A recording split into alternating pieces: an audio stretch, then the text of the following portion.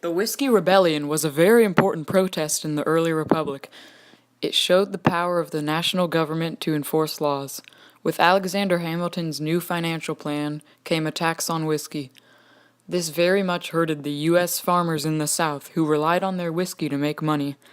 The farmers then got together and formed a rebellion against the national government, and the national government quickly responded and put down the rebellion as soon as it began.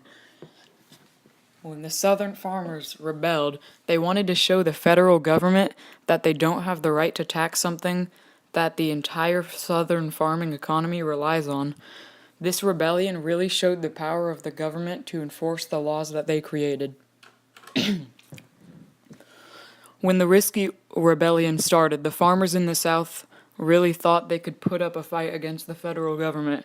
This was very early on in the new nation, and they hadn't fought any wars as the United States of America. They thought that America was weak, and that they could really show the central government that taxing the whiskey was not okay. I think that it was a good thing to have a rebellion and remind the government that they can't just make decisions like that without the people's consent. I also think that it shows how the United States has built up their army very quickly and they have great power to enforce their laws. After George Washington and his large army showed that they would obviously win in a war, they began to settle it peacefully and start negotiations.